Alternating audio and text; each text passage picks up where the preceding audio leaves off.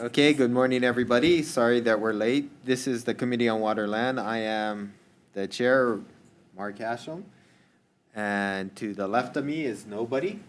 Today is Thursday, March 20, 2025. It's about 10 a.m. We're in conference room 411. First up, we have SB 746 SD2 HD1 relating to invasive species. First up, we have DLNR with comments.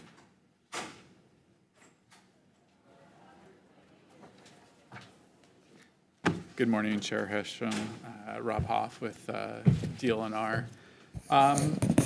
Department supports the intent of this bill, but does have some comments.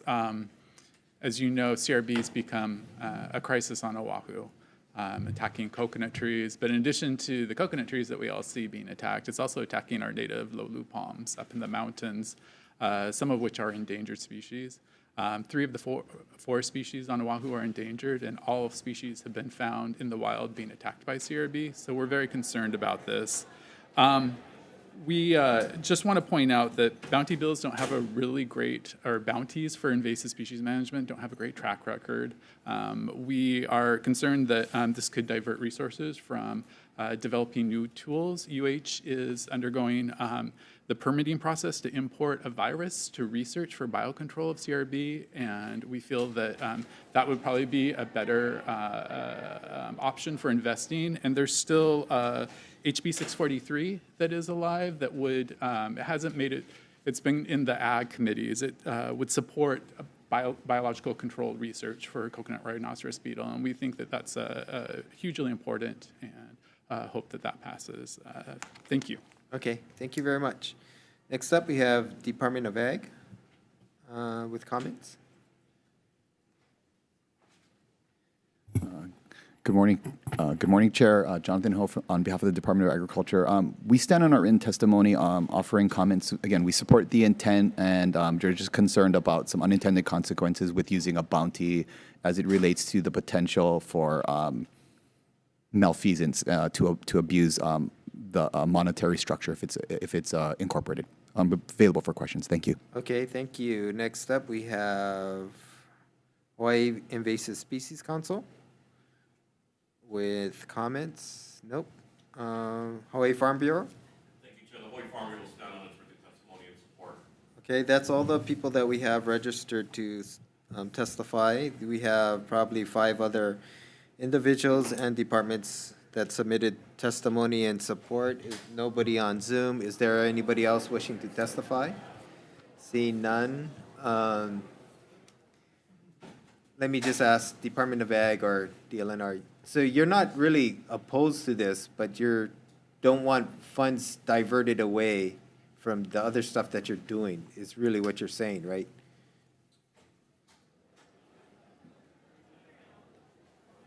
That is correct, and we feel that the benefits of doing something like this are going to be more for outreach and educating the public, and less for actually controlling populations. We don't feel that it's necessarily going to be effective in controlling populations, and just want to be clear about that. Okay. But we would be amenable to somehow executing this in the best possible way. Okay, great, thank you.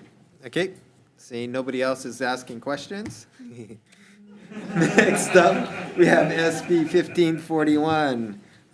First, relating to the Waihole water system. First up, we have ADC in support.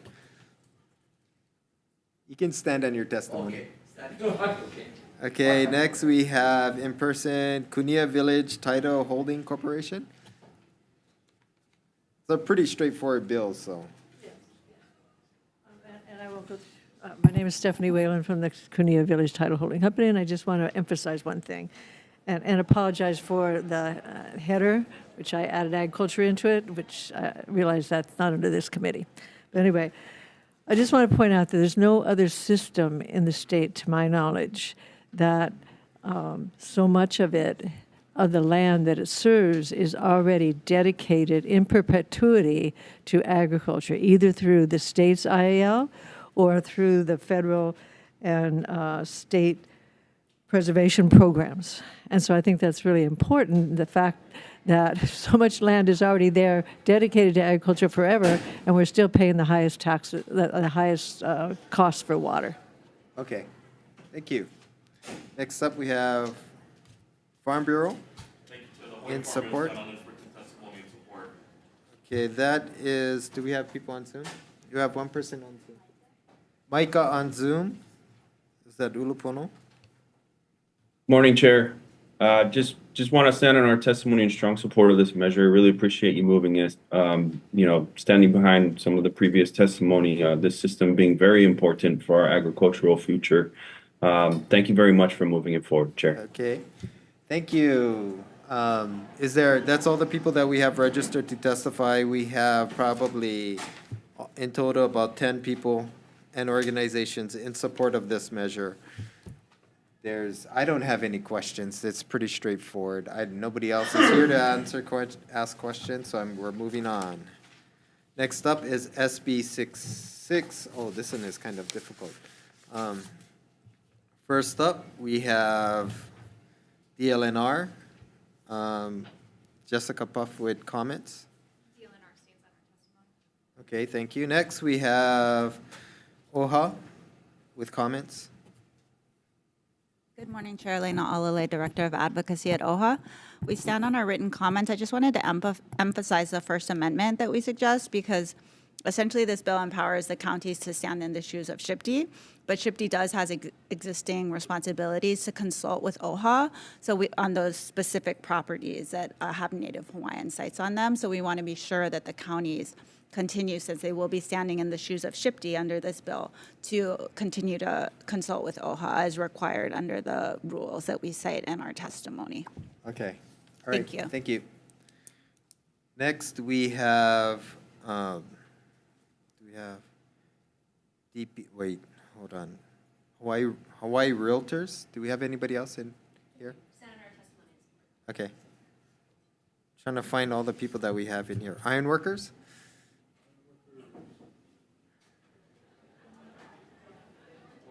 Thank you, Chair. All the members of the committee. Yeah, it's a crowded room here.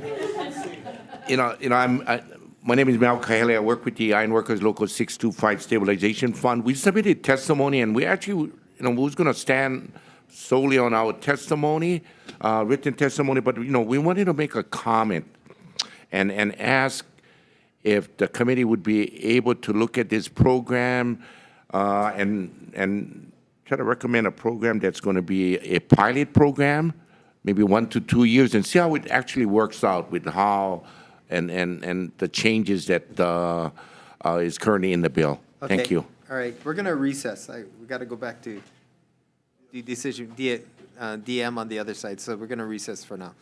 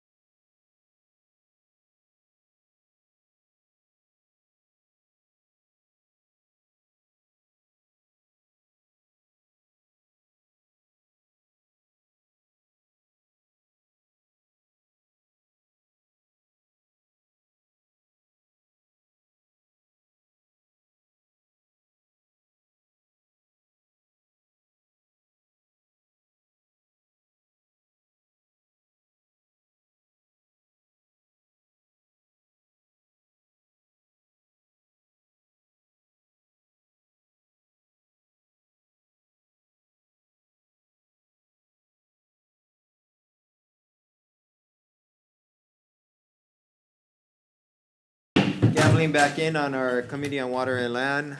We are on SB 66. Ironworkers, you want to go back up again? Continue on. Good morning, chairs and vice chairs and committee members. My name is Cliff LeBoy. I'm with the Ironworkers Stabilization Fund, and we totally support this bill. But we want to make a recommendation. If we can implement this program as a pilot program instead of just changing everything right off the bat, so that we can see, and at least for 2 years, we can, measure what's going on, what we need to fix. I mean, the current situation is really bad, so we don't want to just shut that down and then 2 years later find out that this project doesn't work also. But we want to be able to do it as a pilot so we can go back if we need to. At the same time, the current group can figure out what they're doing wrong and try to fix the problems. Okay. But the permitting thing is a mess. We got to do this. Okay, We got to fix it. thank you. Thank you. Next up, we have Dwayne Bautista, individual. Are you sure you're not with the Ironworkers? Because it says individual. Yes, I'm testifying as an individual. But good morning, Chairman, Vice Chair, and members of the committee. I support Senate Bill 66. I believe it's going to, like you said, expedite this permit. But I'm also asking to amend or to have a pilot project for 1 to 2 years. Reason for having a pilot project, it identifies and addresses potential changes, refine best practices, gathering data to inform decision making. But other than that, I support the intent, but just recommend a pilot project 1 to 2 years. Thank you for your time. Okay, thank you. Do we have anybody on Zoom? We have one person on Zoom. Oh, wait, before we go on Zoom, is there anybody else in the room wishing to testify? DPP, I didn't see you in the back, sorry. Aloha, Chair, Vice Chair, members of the committee, Donna Puna, Department of Planning and Permitting, City and County of Honolulu. We stand in strong opposition of this bill. I'll stand on my testimony, but I'm here for any questions. Just basically, I think a lot of people don't understand what the permitting process entails. It is not just stuck at DPP or the county agency. It goes through other agencies for review, and really importantly, it goes back to the applicant. So more than half the time, it's with the applicant addressing comments. There's review cycle after review cycle, and if we're not addressing that part of the situation, we're not addressing trying to fix the whole permitting process. DPP has been working very hard in the last 2 years to bring down our review, and we have. In the code review, we've brought it down to 2 weeks for residential, 2 months for commercial, but there's so much more that is part of the building permit review process. That part needs to be addressed. We need to acknowledge that there needs to be better quality. The standard for review the design professionals needs to come up, and then we'll all be on the same page and the review will come down. But this just requiring an outcome without looking at the issue and the real solutions is really not going to get us anywhere. But thank you, and I'm here for any questions. Okay, thank you. And we have anybody in the room wishing to testify? See none? Lauren on Zoom.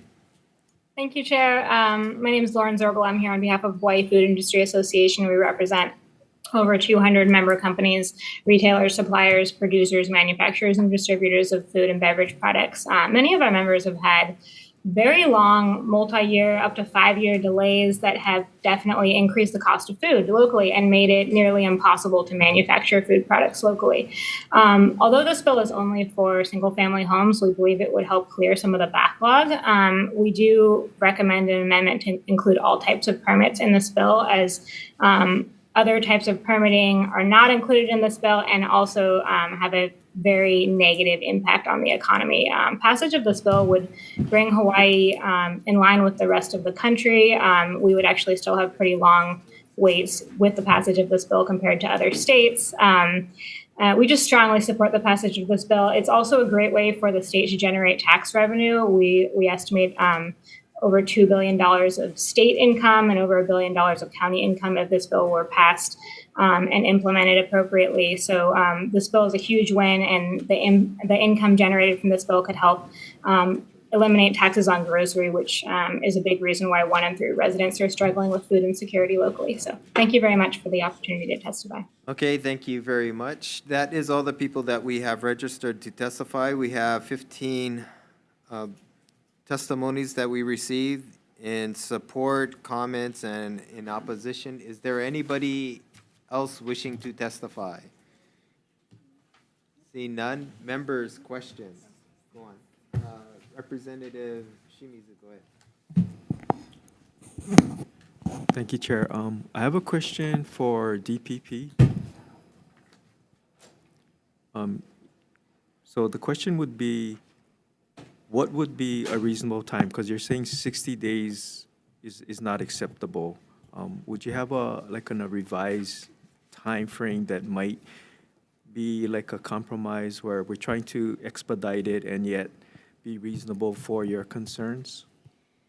So I still think that a deadline, it doesn't really address the issue. So like I said, for single-family residential projects, at this point, DPP, 2 weeks or less, if you submit your plans, we'll review it and you'll get it back. But what that means, though, is that usually we have comments and the applicant and their design professional need to review it. Or if there's comments, they need to address the comments. Because if it doesn't go through without any comments, it should be approved. You should get it within a month or so. But it's the issue with being able to have the comments addressed by the applicants and then the other outside agencies. So we need to address that part. What I'm saying is that the county has done, we're still working on it, but we've shrunken down our review. When it's with DPP, or when it's in process, it's not with DPP for whatever 5 years. It's just that the code review that DPP does is much shorter, but the process is extended by the part of the applicant to make the plans conform. So I don't think there's necessarily a better timeline. I think if we had focused on helping applicants better prepare their plans and to fix their plans, that will drastically bring down the permitting review times. Okay, what I'm hearing is, and you stated that in your first part of your testimony, is there's time that the applicant is correcting the comments, so that's counting against the clock. Yes. And obviously, it's not uniform. There's discrepancies in any project. So, besides what you shared of helping the applicants to streamline the process, what if we were to just clock DPP's time and not count the applicant's corrective time against your clock? You could do that, and we're already below the 60 days. Like I said, for residential, we get it done within a couple weeks. And just to add, in our administrative rules, we have something similar. There's a 60-day limit, but again, we're meeting that. If you're looking for a solution to the permitting process, I think it falls outside of DPP at this point. We also are trying to help the applicant. We're implementing artificial intelligence so that the applicant can run it through AI and be guided to provide better quality plans so that before it's even submitted, they're cutting down review times because they better understand how to prepare their plans. So that's how we're trying to help that side. But, I think it's the focus needs to shift. We do struggle with capacity. If we had more reviewers, it'd be even faster. We're just going to continue to try to bring the time down on our side, but let's really look closely at the whole other half of the building permit process. Please, this is the narrative that we need to change. DPP has done a lot in the last 2 years. I'm not going to say that we weren't bad 2 years ago, but we brought it together. We're doing everything we can, but let's really try to be real about what we need to fix next so that all these permits will be completely approved in a very short amount of time. Okay, understand. Thank you very much for your testimony. Thank you, Chair. Okay, thank you very much.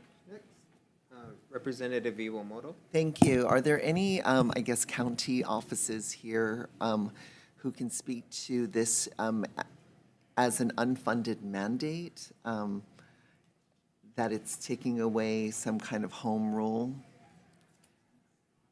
Huh? Right. I mean, you just mentioned that if you had capacity, meaning more people filling vacancies, and they're not filling the vacancies partially because there isn't enough funds to pay them competitive wages. Yes, absolutely. That's a huge part. So I have vacancies, 25% vacancies. Commercial, on the commercial side, engineers, we need we need engineers to review commercial projects. On the residential side, our building plans examiners, they're not engineers, but the pay is very low. So we are working with the union HR budget to bring those salaries up. But that is like the hardest thing, is just to get people to say, based on the salary, that they're willing to even apply. So if the state is prescribing a mandate, should they be providing funding as well? Yes, I believe so. Thank you. Yes. Any other questions? Seeing none. Yeah, Don, I have a question. DPP. I'm okay to eliminate the timeline. Are you okay with doing like a one-time review process? Like where a lot of times what other agencies or the federal government does is when you submit your plans, a full set of plans that's complete, stamped by the engineers, they make their comments, and with that comments, your review is complete. And if the applicant agrees to the comments, they can go forward with construction. The inspector comes in and just makes sure that the building has been built according to the plans, and the comments have been adapted to the plans. Are you guys okay with that? So I think that makes sense theoretically. But again, it goes back to the quality of, are they really going to address those comments?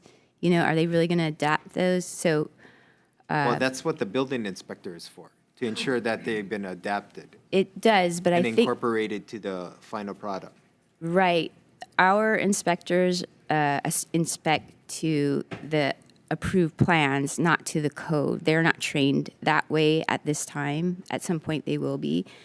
But based on what we see as far as what the quality of what comes in and the ability to address everything through one cycle and just by comments, we would be very concerned because, about life and health safety, if they really are.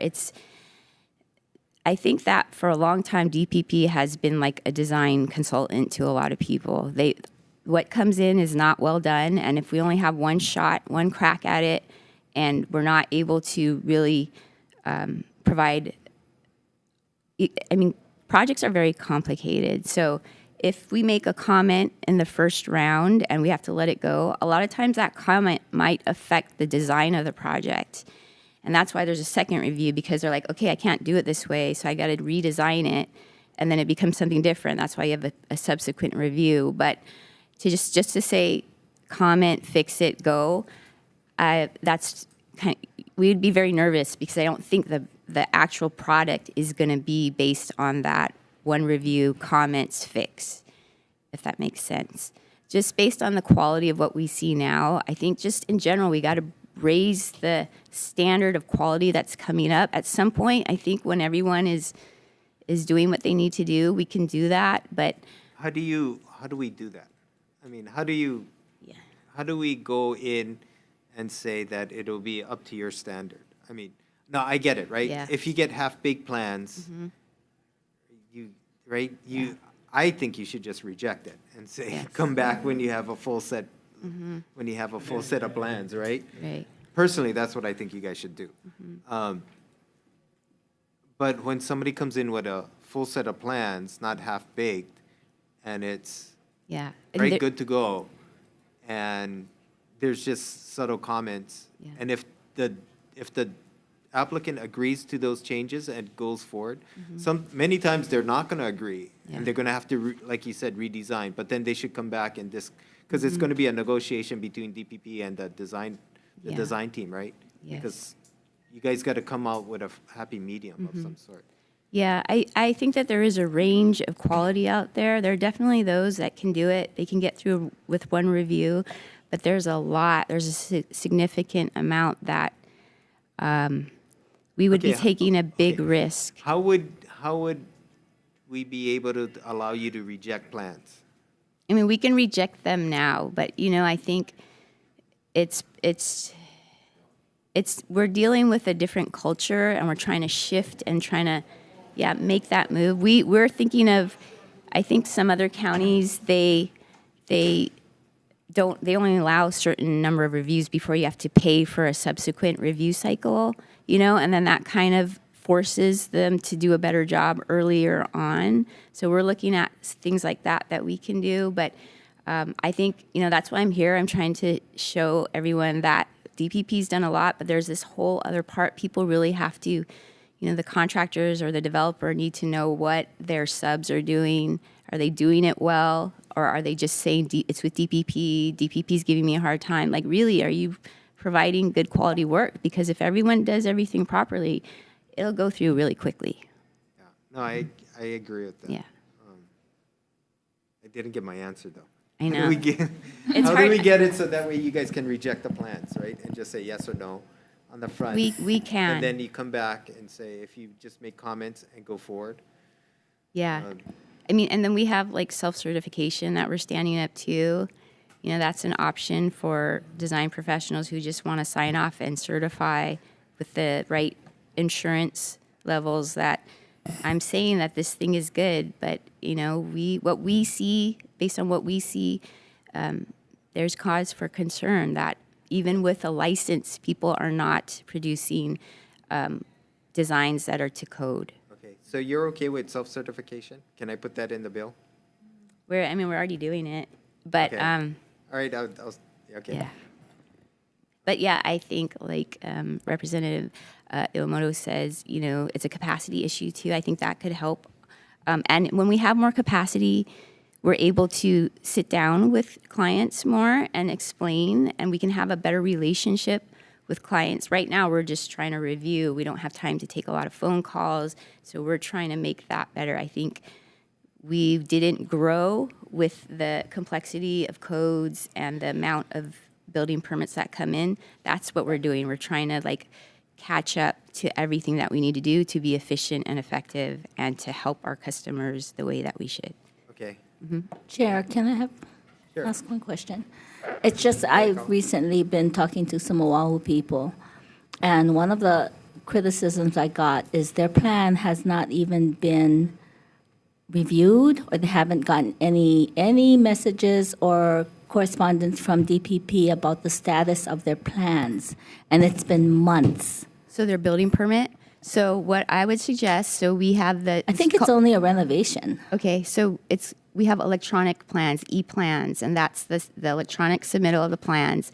Now, as an owner, they tell their design professional, take my email and I want to be in the system, because they can go at any moment, look at where the project is, where it is in our workflow, who has it, DPP, your architect, BWS, and it'll show every comment that they need to address. But they have to get into that system that way. They do, and they do it through whoever applied for the permit. And that's huge, because this whole time, people are like, it's with DPP. But do they know that? That's the So problem. so we're trying to, we've made some public announcements, but. I'll go back and tell Yes, them that, but please. they're just getting this this idea that if you don't have pull, you're not going to get your plans looked at. That's not true. Now you have this opportunity to clearly see what's going on with your project. Okay. And this is, we're like lifting off the cover. Look, this is what's actually going on. It's not stuck with DPP, just sitting there. 9 times out of 10, when I look at a permit, it's been with the design professional. Like, they have a backlog at this point. So, Okay, thank and you. if you Well, want, I that's- can take those application numbers or that address and I can show you. I can send you the report. Thank you. Yeah, I just want to get back to your point, get back to Chair's point about just stamping reject and not having that back and forth. Do you think your customers, the users would be, or homeowners would be frustrated if you just hit reject and didn't tell them? Do you think they appreciate the transparency of going over in detail what the problem is? Yes, I mean, I think, so we have like one-time review in our rules. We have 60-day limits, but most people elect to let it keep going past those times or more than one review because they want to make sure that their project is to code, and that's what we do. So I know everyone wants to hit that mark, but really, I think we provide a very valuable service. And I wonder if you can actually have the design professional sign an affidavit saying that they gave their customer the link Oh, right. to overview Yes. the progress so that they know Yes. that it's not with the department, Right. but it's with their professional. Yes, yeah, absolutely. Yeah, we need to do more PR about that so people can take advantage of that tool. Thank you. Members, any other questions?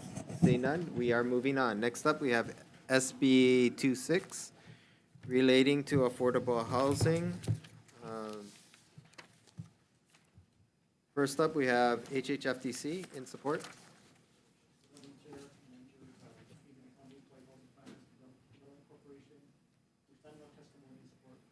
Okay, next, we have OPSD in support. Okay, next we receive testimony from HPHA, HCDA, and one individual. I don't see any of them here. Is there anybody else wishing to? Oh, HCDA is over there. Sorry, you're hiding in the back. Okay, thank you very much. Anybody else wishing to testify? Nobody on Zoom. Members, any questions? See none? No, I really don't have any questions on this bill. Next up, we're moving on. Next up, we have SB 1263 relating to historic preservation. First up, we have HHFTC in support. Okay. Next, we have DLNR in support. Okay, next we have OHA with comments. Mahalo, good morning, Chair, Vice Chair, members of the committee, Lena Alale with OHA. We stand on our written comments. I wanted to emphasize the second amendment we request, which has to do with the extended timeline for the programmatic review that's looking at high risk, medium risk, and low risk areas. And OHA has talked to SHPD about this being one of those potential solutions that can be utilized in different situations to be able to identify high-risk areas. It provides information to the owner and the project proponent, and low-risk areas similarly will allow for it to be expedited in certain situations. But this is kind of the first of time this is happening. There's another bill, but whichever one gets past this session, this risk assessment is a new procedure. And so we would like to see it be done well. OHA was named in the last committee as a consulting party in that subsection, looking at, what is the criteria that SHPD will use to develop the high risk, the medium risk, and the low risk areas. And also OHA and IBCs will be consulting parties. But we really want this to be done well so that it can be used across the board to address some of the recurring concerns that people raise with 6Es. So that's why we're requesting that it be given a year when there's the TOD areas identified, which again, that's going to be a large scope of area, right? It's the counties identifying TOD districts. So it's not a single project, it's going to be multiple different parcels of land. And so I think it's reasonable to expect that it's going to take some time. And again, we want to do this well. It's going to be a pilot. We want to see it implemented in a way that's useful but still protective of EV kupuna. So I just wanted to emphasize that portion of our testimony because that is, a potential solution to some of the dissatisfaction, I guess, with the process. Thank you. Okay, thank you. Next up, we have Office Oahu Metropolitan Planning Organization in support, and we have Hawaii Realtors in support. Next, we have HCDA in support. Thank you, Chair. Craig Nakamoto, Executive Director. First of all, we have written testimony in support, but I wanted to acknowledge, Ms. Buff and Shipti for being willing to consider, suggestions to make, the process better. We have some specific comments related to specific parts of the bill that we suggested in the prior committee that I think weren't covered in the last draft. So we're suggesting that those additional changes be made, Chair. Thank you. Okay, thank you. Next, we have Holomua Collaborative. Josh Wish. Did I get it correct this time? Oh, thank you. Anybody on Zoom? And we have nobody on Zoom. We have two. We have Grassroots Initiative and one individual in support. That is all the people that's all the testimony that we received. Is there anybody else wishing to testify? Seeing none, members, are there any questions? Oh, Representative Poi Poi. For Shipti. Thank you. Morning. I'm just curious, on page 4, there's new language, lines 11 through 12. I'll just read the whole thing. If the department fails to provide written concurrence within the 90 days or the 30 days, it says the lead agency may assume the department's concurrence. Are you comfortable with being assumed that you concur with something if you never got a chance to review it? I think that we are comfortable because this language matches the federal historic preservation law language, and it's pretty standard. In that case, if SHPD hasn't reviewed a Section 106, which is the historic preservation review process on the federal level, within 30 days, the federal agency may assume concurrence and move on. And so, yes, it is something that we're already Okay, I was just comfortable with. wondering, I guess it's just like a small point with language if something like the department did not respond, so then, the project may move forward, is just a little more right to me than assumed concurrence. I think that we would feel very comfortable with that language as well, because then if there are determinations of eligibility within the submittal, then it wouldn't suggest that SHPD concurs with those determinations of eligibility or significance for historic resources. Yes. Or determination of effect against them, yeah. Yeah, that's kind of what I was thinking. Thank you. Yep. Okay, thank you. Members, any other questions? Representative Shimizu? Thank you, Chair. I have a question for OHA. Oh, we might get through it. Go ahead. I wanted to make sure I understood and heard you correctly. You're saying that the current bill says 90 days, and you would be you would want 180 days to have enough time for the review and the process to be done well. Is that correct? I defer to SHPD on the exact timeline. The prior version of the bill did say that, kind of similar to what DPP was saying about incomplete submittals and the agency's time clock being run while the request is actually with the applicant to provide further information, that there would be more of like maybe the clock stops while the applicant has the questions and is getting back to the agency, and then the agency would, the time clock would start to run. So I don't know the exact language that is necessary, but the prior version of the bill, provided more of those kind of guardrails about the time period being when the agency is in active review, as opposed to when it's back with the applicant due to incomplete information or something, just a badly done submittal. Yeah, hard to put a number on it, sometimes. Yeah, I'm not sure if SHPD has further thoughts, but I think it's important that there's those guardrails that make sure that the agency has the information that it needs to make an accurate assessment of the property. Okay, thanks for clarifying that. Thank you, Chair. Thank you. Okay, members? Representative Iwamoto? go Thank ahead. you, Chair. Just to follow up with Shipti about the points raised by OHA, that if it is now 90 days, would it be helpful to insert that the definition of those 90 days, or it includes or excludes the tolling of the review process going back to the applicant? Yes, I think that would be very helpful to potentially clarify that the clock stops as soon as Shifty responds to a submittal that is incomplete or we need additional clarification on points, and that it doesn't start again until it's resubmitted.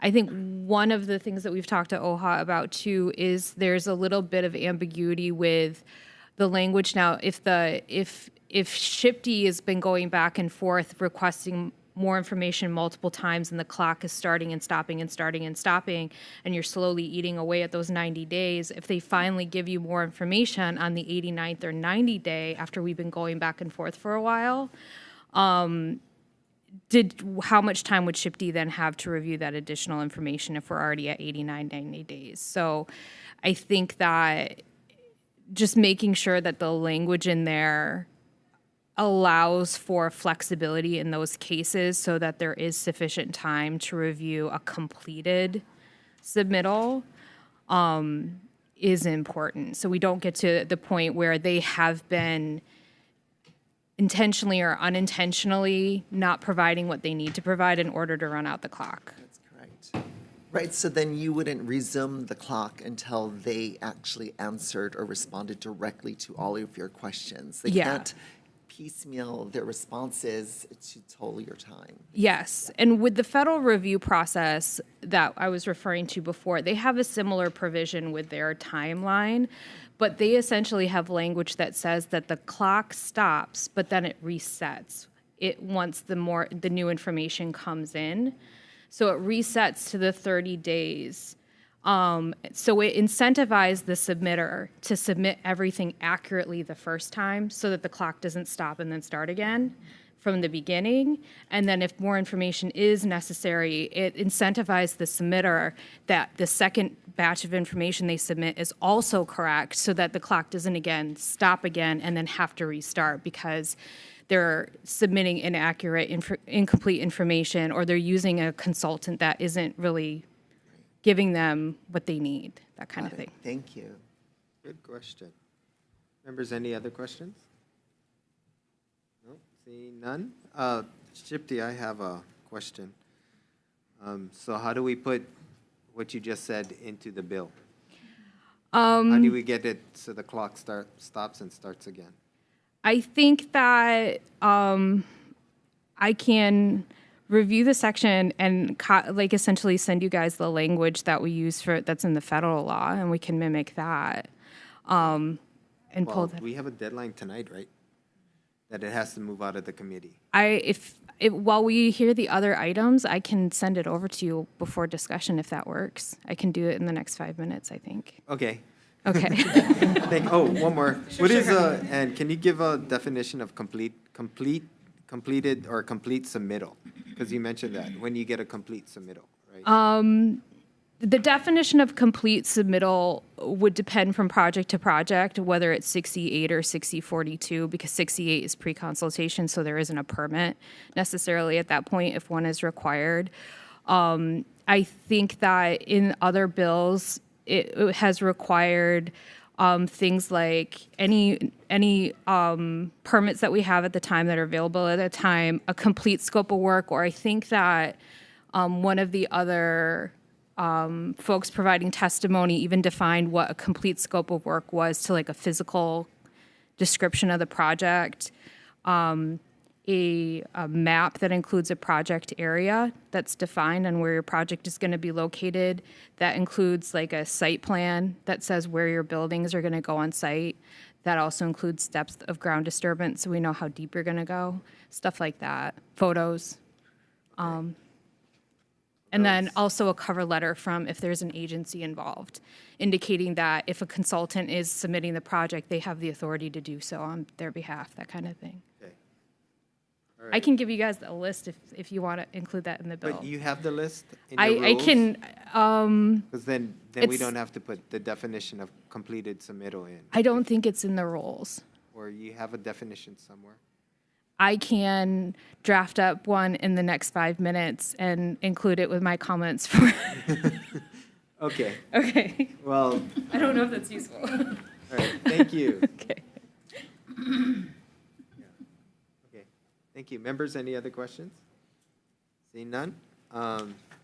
Moving on. Next up, we have SB 465 SD1 relating to the Kikialoa Small Boat Harbor. Did I pronounce it correct? No. No? Kikialoa? Kikiaola. Oh, Kikiola. Okay, sorry, I'm not from Kauai. I got scolded by the Kauai representative.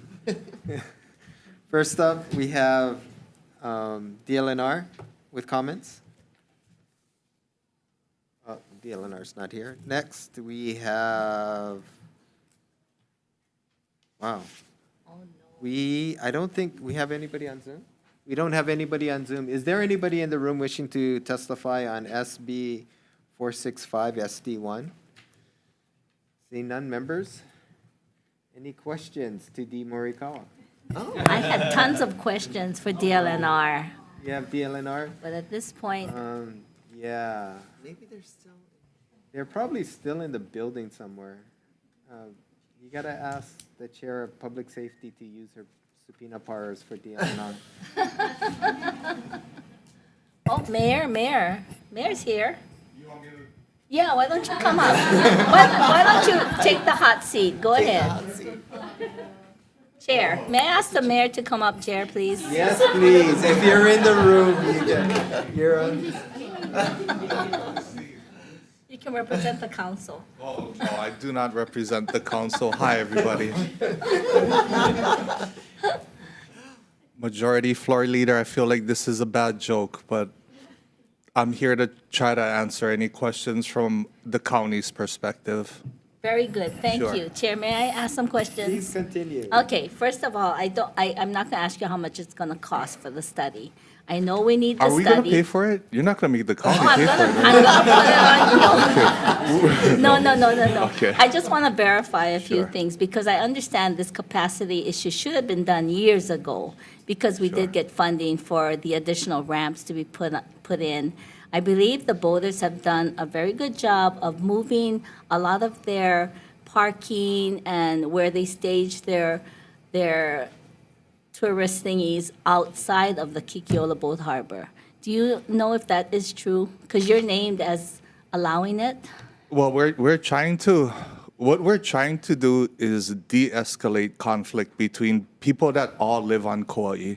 And, I know that this is a hot sort of button issue, but in all reality, I think it's good practice to know what our carrying capacity is at all of our facilities, whether it's county or state, because we do have a point where it can get contentious. So we're trying to do our part from the county's perspective to strike the right balance between commercial and recreational use. And of course, our hearts are with both of them. I mean, you don't have to look far to know that we have friends on both sides of the aisle on this issue. But yeah, Majority Floor Leader, I think the issue of carrying capacity fits in well with the priorities of the legislature, which has been destination management, is how can we strike the right balance of making sure that we have a vibrant visitor industry and support our local businesses, but not cross the line of eroding away at our quality of life. So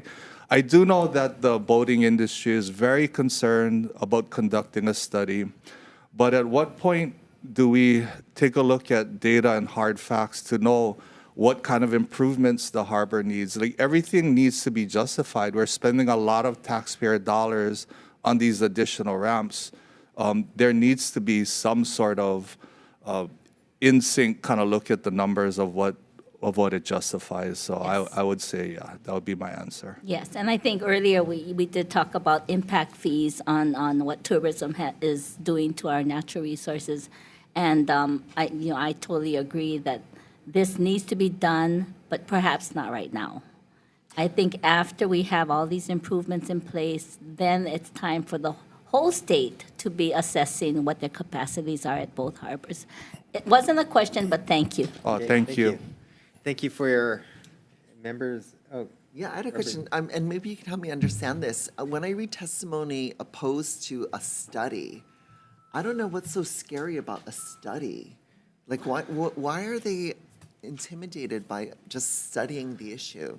I think the opposition is symptomatic of perhaps a mistrust in government. And we're trying to do everything in our power to start to rebuild that trust so that when we go out to communities to say that we're going to conduct a study, that it doesn't strike fear into the recipients of that particular facility or amenity in our community, but rather embrace it. Because I think on both sides, they all live on Kauai. They all love Kauai.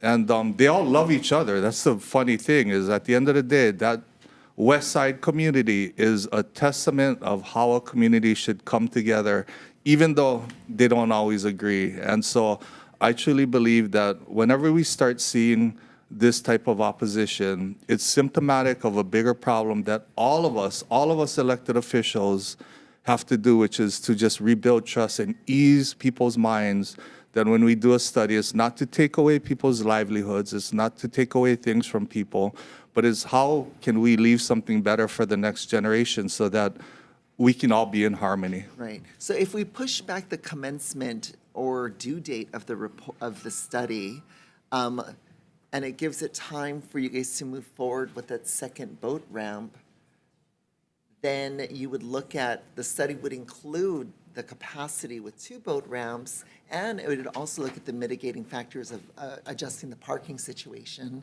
drop-off situation. Yeah. So that study would be more accurate. Postponing the study, would that slow down the addition of the new boat ramp? Oh, I wouldn't know. That is completely out of my wheelhouse. I think that's that would be a state question, but yeah, I'm not sure. Thank you. Thank you, Oh, Mayor. thank you. sure, go ahead. Representative Shimizu. Thank you, Chair. Thank you, Mayor. Great honor to have you with us. My question is regarding the study. Is it a problem to do the study before the second ramp is put in? Or do you think No, we should wait? I would say we should get the second ramp in, and that's just selfishly Okay. because if it's going to benefit Kauai, I'm not going to say that not conducting a study should slow down any improvement to that harbor, because I can tell you that there is a need for increased capacity. And there are young people who want to make a living off of commercial boating, and that's all they know. And right now, they don't have that opportunity. So for all we know, this study and with the additional ramps may increase capacity for more young people to be able to make a good living on Kauai, doing what they love and not having to move to the mainland. So, Representative, I'm sorry, I didn't answer your question, but I would be remiss if I didn't say that my response to you is self-serving for the people of Kauai.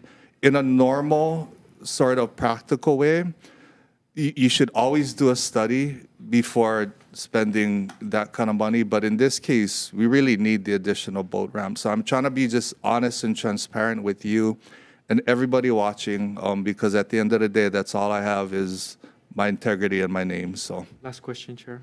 Go ahead. So my last question would be, do you feel comfortable that DLNR is being tasked to do this study, or would you like the county of Kauai to be involved in it and have your own? Oh, no. I trust DLNR. Okay, all right. That's good.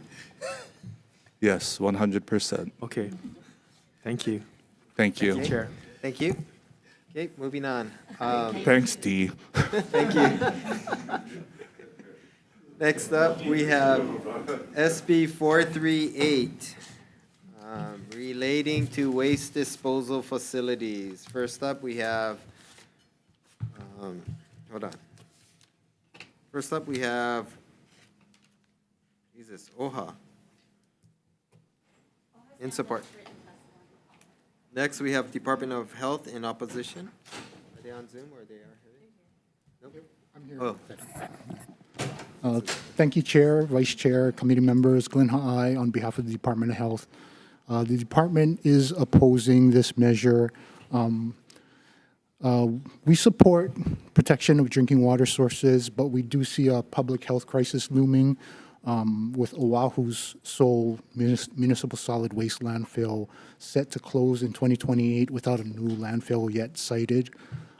It takes about 10 years from initial siting to final construction for a new landfill to even start accepting waste. So even if it were sited today, a new landfill would probably not be in operation for well beyond 2028.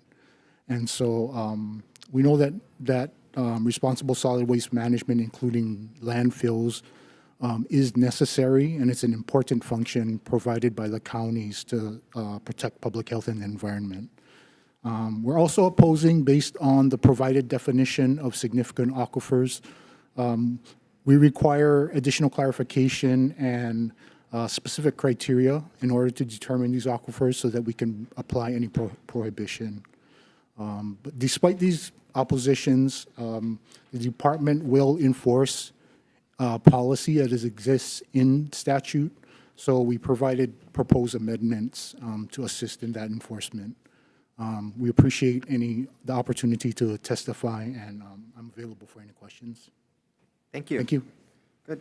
Next, we have City and County of Honolulu.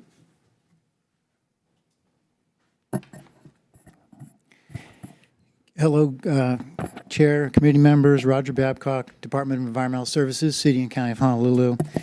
We submitted testimony and comments essentially on the challenges that this bill would cause for us with respect to siting the next landfill on Oahu.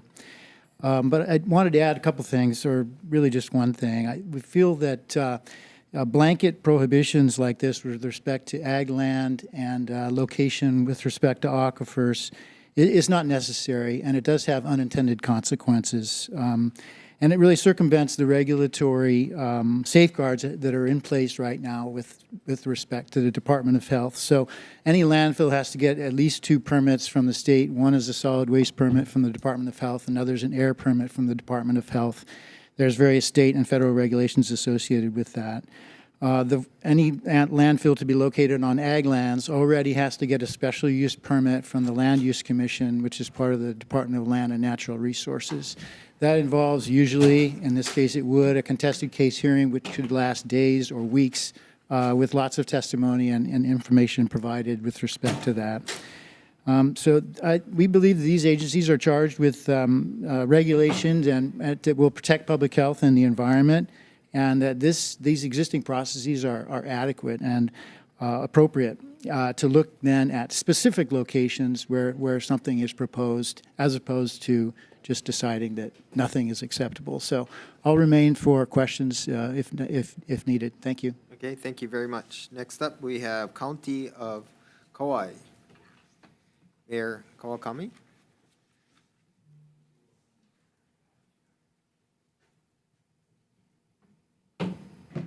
Okay, Chair, Vice Chair, members of the committee, thank you very much. My name is Derek Kawakami. I'm from Kauai. Thank you for the work that you folks do.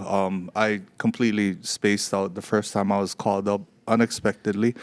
But I really more so just wanted to thank you folks for your hard work. I know you guys are in a part of session where things start to boil down to the wire and it can get stressful, and seeing a mayor come in is the last thing that you folks want to see. But Chair, as I mentioned to you last night, this issue is so big, particularly for the County of Kauai, that I felt it would have been disrespectful if I didn't show up in person. I was just going to stand on my testimony with comments asking for some amendments, but I felt compelled to speak just a little because I have 2 people that I look up to that it breaks my heart to go against what their testimony. One is Ernie Lau from the Board of Water Supply. I look up to him. He's a Kauai boy. And the other one, not so much, but I do like him, Brian Miyamoto from the Hawaii Farm Bureau. And because all I got to say that as written, and I don't disagree with the bill because it's well-intended and it's very, very important, but I would not be doing my job if I just didn't give you Kauai's situation. If the bill were to pass through as written with the existing act that's in place, we believe, the county believes that we would have no options for a landfill on Kauai. And you know, for people like Brian Miyamoto, he would have to go ask his farmers to go find some place for their waste because we've just run out of real estate. We're a relatively small island. With that being said, we would ask that perhaps you folks consider removing the B lands from ag lands and restricting it to the A lands. Again, Brian will be better versed at telling you what those impacts on farming would be, but I'm here to tell you what the impacts would be if those B lands were kept in.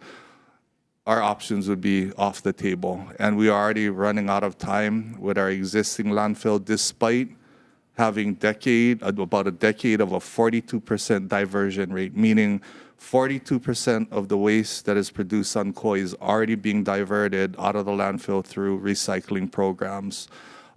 The other thing that we should consider is that there are robust state and county procedures when asking for a special use permit to site a landfill on agricultural land. That means that it's a very open, transparent public process where members of our community can get their thoughts and opinions considered. And that in and of itself is a good safety check to have when citing something as big as a landfill. With that being said, I'm here for any questions. The last thing that I gotta bring up, but this is like, if there are no other options, and we don't wanna go this route because it's just self-serving for Kauai, and I know that this is an issue for every mayor, is if we take a look at population to exempt Kauai from these restrictions. We're that desperate to site a landfill, we're that close to finding one, and we really fear that as written, this bill would set us back decades. So thank you very much. I'm here for any questions. Okay. Thank you. Thank you, Mayor. Thank you. Next up, we have Board of Water Supply in support. Thank you, Ernie Lau, Honolulu Board of Water Supply Manager and Chief Engineer. And I must say I have the highest of respect to Mayor Kawakami and Representative D. Morikawa from Kauai. I have a lot of aloha for Kauai. And I understand what they're saying and the challenges they face. Honolulu is a little different in terms of the population and our geology and our water resources. We are the most populous island in the state. And unfortunately, the water resources exist under the central parts of the island. We would ask your consideration. I understand the 500,000 population would exempt Kauai from this regulation. But for Oahu, my concern is the long term. We've had the lessons on this island of the Navy's fuel tanks at Red Hill and how decisions made 80 plus years ago led to the contamination of the aquifer in that area and the unfortunate contamination of the drinking water system at Joint Base Pearl Harbor Hickam. We are kind of at the crossroads here on this island with a landfill. I have a lot of respect for Mayor Blangiardi and for Dr. Roger Babcock and the difficult challenges they face. But my kuleana is about providing water for our future. And it is the future not just today, but it is also the future 7, 8, or more generations from now. 100 years from now, what will those that are around then say about the water resources and the condition of the water resources of Oahu? So I respectfully have to support this bill. And I actually suggest that rather than using the underground injection control line, which is actually more restrictive, that we actually use the Board of Water Supply's no-pass zone as a guide for the Department of Health. And if necessary, the Department of Health could adopt its own rules to define the no-pass zone, which is maybe less restrictive, would allow more options for Dr. Babcock and E&V and the mayor to site a new landfill on Oahu without putting at risk our precious water resources. Mahalo, aloha. Thank you. Okay, next up, we have Hawaii Farm Bureau in support. Good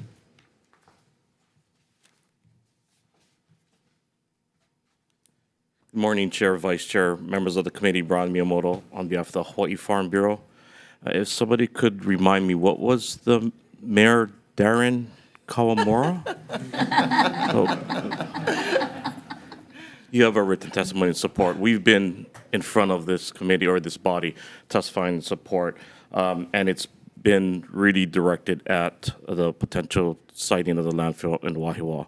And I will stand there and say that Mayor Kawakami is a friend of agriculture, well respected in Kauai by our farmers and ranchers in the Kauai Farm Bureau. And although I believe he may be younger in age than I am, one of my mentors and has been a strong supporter of agriculture. So it is a difficult testimony that we do have to give. So I'll preface again by saying we support agriculture, ag production. The primary use of ag land needs to be ag production. However, in light of the mayor's testimony, we want to find a solution, not just for Oahu, but for Kauai. And as we're discussing this, we're looking at the maps and the potential sites. And we do understand that the restriction on A and B lands, what that will do to Kauai.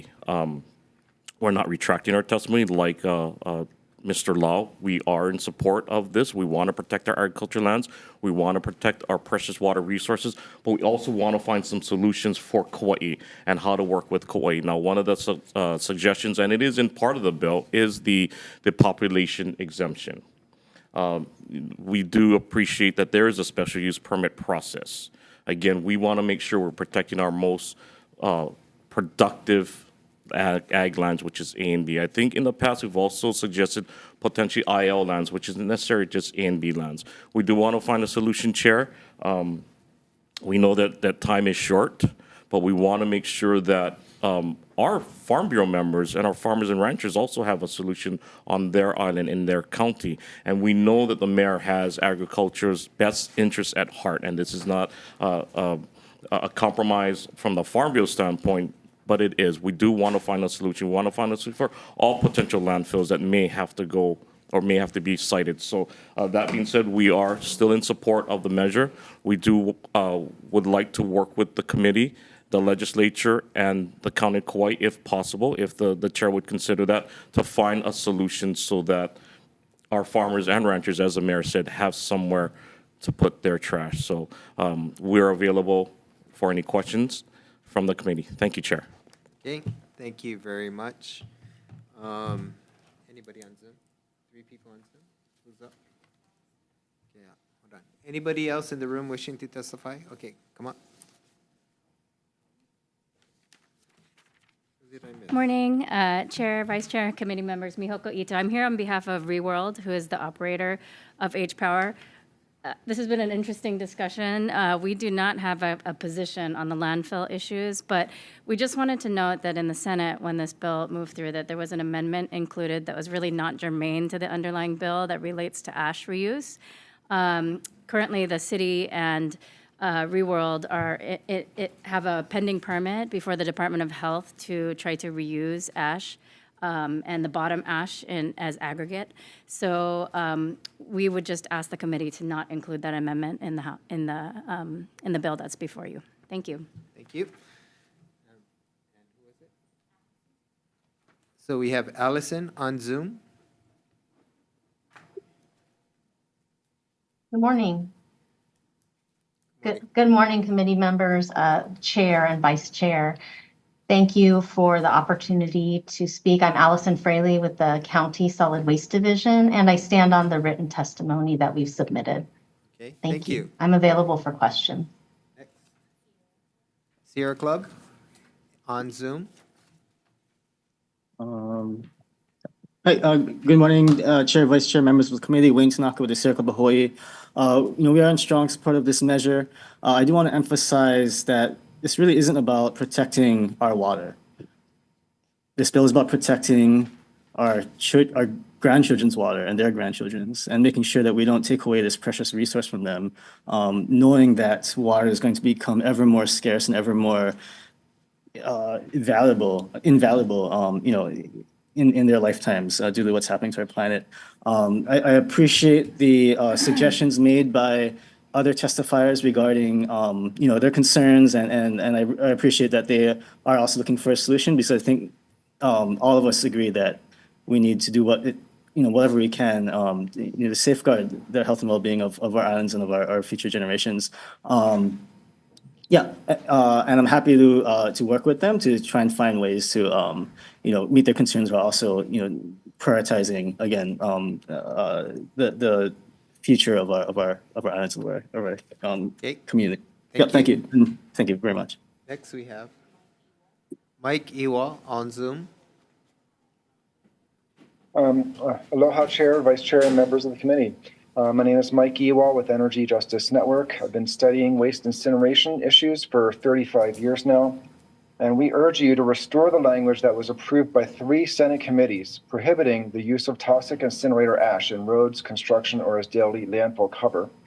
We support the Board of Water Supply's justified concerns over the landfill and over spreading the same material that will be in the landfill across the aquifer in the form of roads. If it's too dangerous to have in a double-lined landfill over the aquifer, it is surely too dangerous to put all over the island with no liner systems and stretch it out in the form of roads and drive over them and have workers handle it. And so there are a lot of misconceptions being spread about this. Some pretend that ash can be cleaned of toxic chemicals, but there's no technology for that. ReWorld, who operates the H-Power incinerator and would operate this plant to recycle this ash, claims that's just bottom ash, but their own documents, which I can provide you from the model plant in Pennsylvania, show that's combined ash, which means that fly ash is part of the mix of what they received there.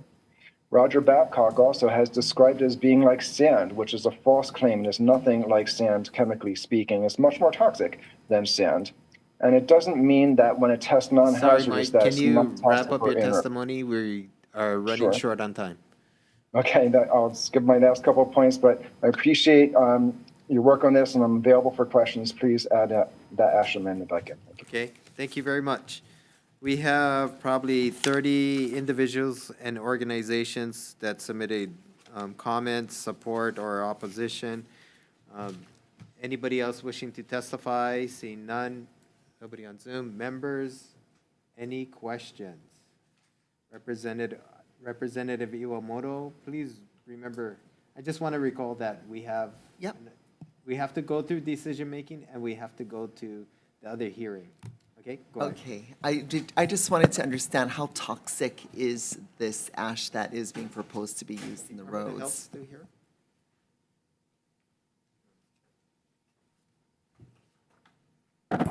Thanks for that question. Basically, we require, the ash to be tested. Right now, it's all being disposed of. Before this recycling project can move forward, we're doing our due diligence on reviewing sampling that's coming out from the testing that they're doing for the ash that they're actually going to want to use for recycling. And so we're not convinced yet, based on that data.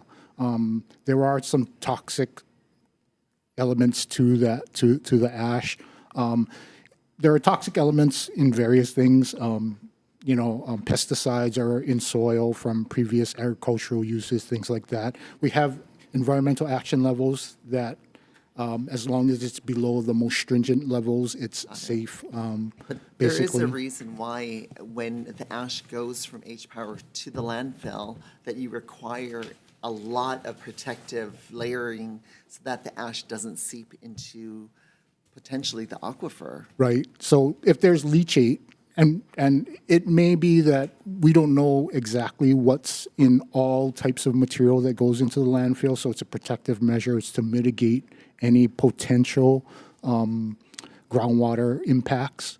And so that's the general design of the landfill in, for all types of waste. Thank you. Yeah. Okay, Representative Poi Poi. For Department of Health, just to follow up, because of what's being burned to create the ash, the toxicity levels could greatly vary depending on what particular matter was burned to create the ash. So how do you really determine toxicity across the board? So that's one of the questions that we had. And so we're requiring much more sampling before we can move forward with that. We want a lot more data points to be able to determine, over the long term, what types of wastes are producing what types of toxic materials in there and whether they're going to exceed our environmental action levels, essentially.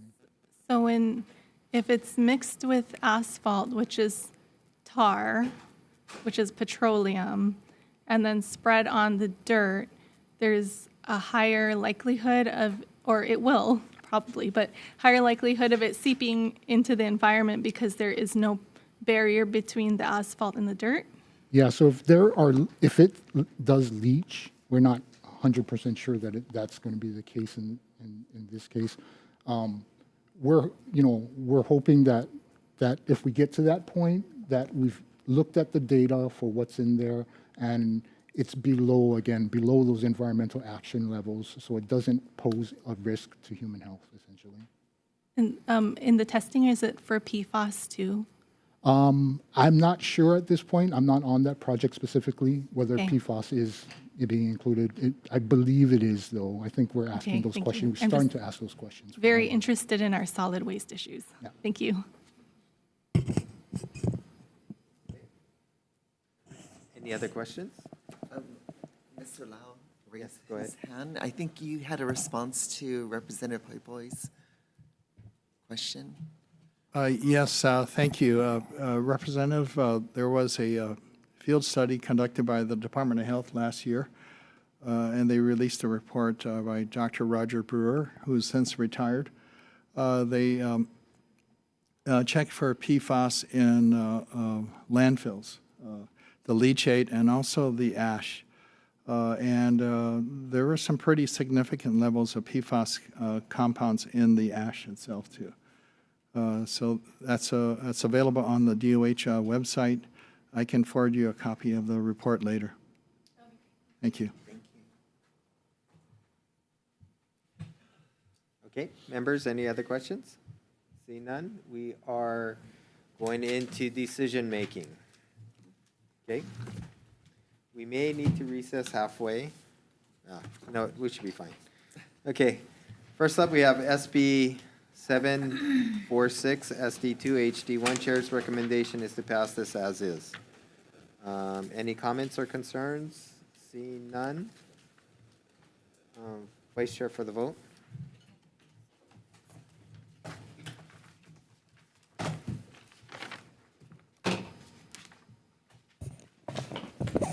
Voting on SB 746 SD2 HD1, recommendation of the chair is to pass with amendments? As is.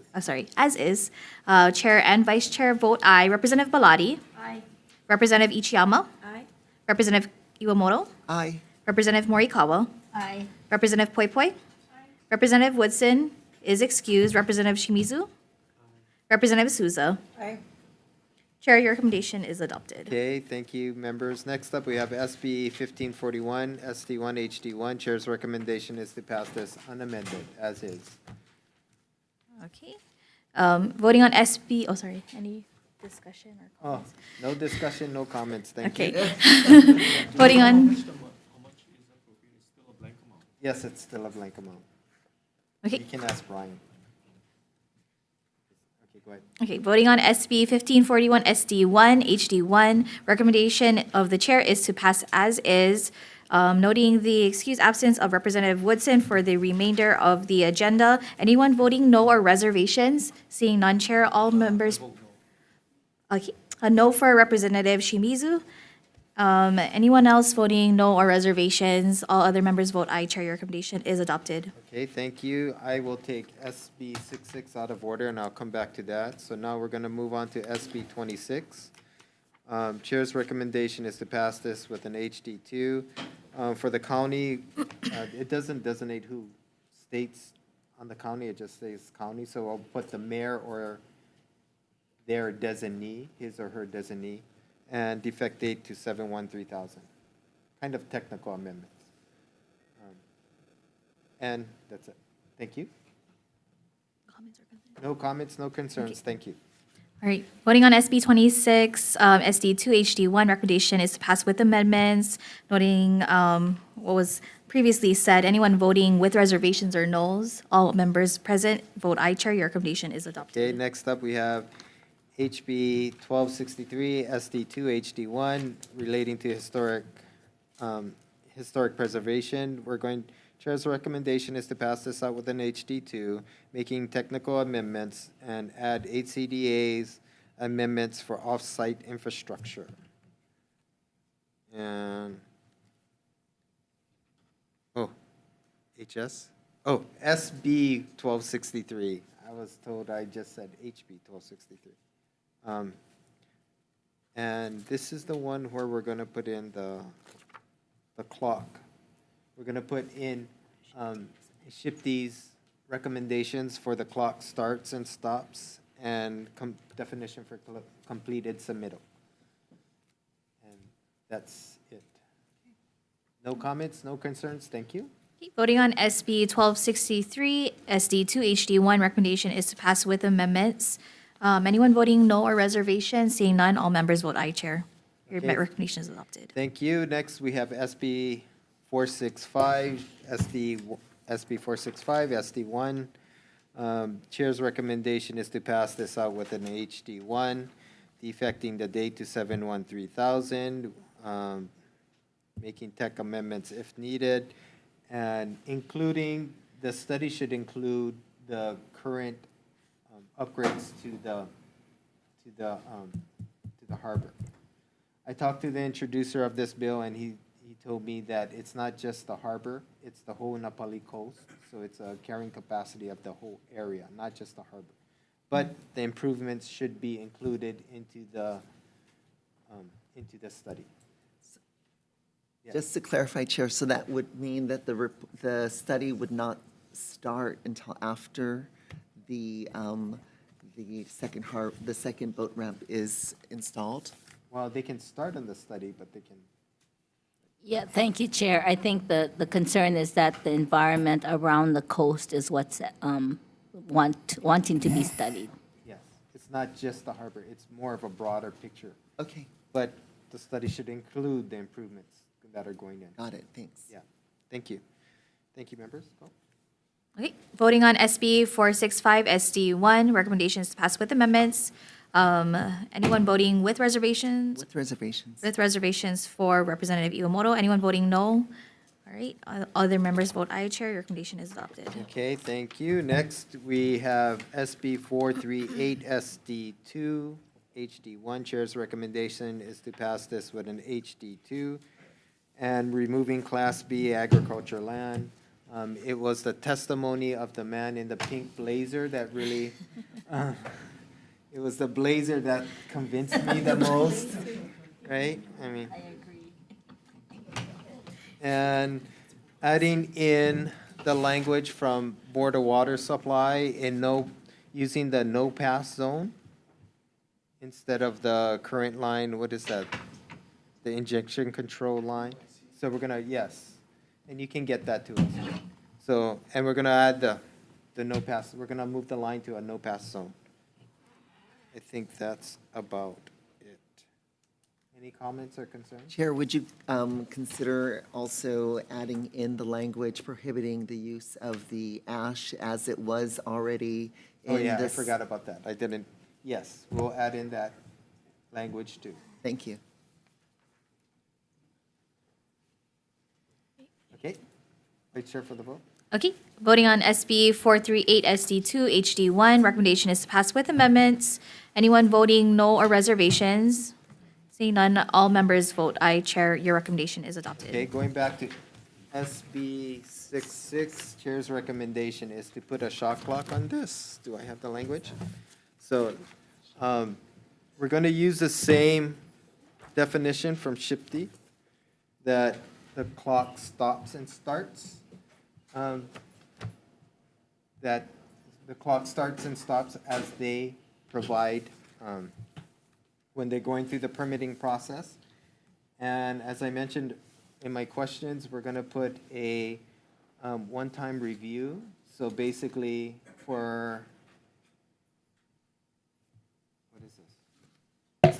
If the applicant submits plans that are 100% complete and agrees to the recommendations to the said plans, or if they agree to the changes to the permitting agency, then they may proceed forward. It is deemed that the permit is issued. If the applicant does not accept the changes or the recommendations, they may go back and revise the plans to the permitting agency. Do you understand? So their comments, so when they make their comments, when you put in a full set of plans and it's deemed complete, we're going to define that too for earlier version in the bill. It says a full complete plan is stamped by a duly licensed structural, civil, electrical, or mechanical engineer and architect certifying that all plans and specifications are in the compliance with the applicable building codes for their respective county. So that will be a full set of plans. So we'll put so if you submit your plans, they come, when the permitting agency comes back with comments, you may proceed, and you agree to the comments, you may proceed on. That is deemed to be, you have your permits. Yes. If I can ask, what is the safeguard to ensure that they actually did implement those? Good question. It's the building inspector. The building inspector comes in, looks at the comments, looks at the plans, and looks at the improvements, and they verify that it is done based upon the comments that the permitting agency does. The federal government does it this way. Okay, I guess my concern is that they just, it could set up one of those, you apologize when you're done building instead of, making sure it's correct. That's what the building inspector is there for. Oh, so they would tear down the building if there's something faulty or? That's what the building inspector is for, right? Because it's the same thing now. You could get your plans, and then you get your permits, and you can build something different based upon the plans. And then the building inspector comes in and they verify, right? So this going back and forth, you can cut out that going back and forth. Got it. Right? So that's what I'm trying to get at. I understand. I'm going to be voting with reservations because. It's a work in progress. I got it. This is the first version. Got so it. thank And you very also much. the issue of home rule on building permits. Thanks. Okay. And we're going to add a sunset. I don't think we can do 1 year or 2 years. Probably they'll still be in the permitting process. So I'm going to put a sunset of 5 years. Is that okay? And we're going to defect date to July 1st, 3000. So we got a lot of time to figure this out and make tech amendments as needed. Any comments or concerns? Seeing none, Vice Chair for the vote. Okay. Voting on SB 66 SD2 HD1, recommendation of the chair is to pass with amendments, noting the no from Representative Iwamoto. Anyone Sorry, I think I was with the reservations. with reservations? So sorry. Thank you. She doesn't believe we can do it in 1,000 years. Okay, anyone else voting with reservations or no's? Okay, reservations for Representative Shimizu. All right, anyone else? All right, seeing none, all other members vote aye. Chair recommendation is adopted. Okay, see you in 423. Thank you. We are adjourned.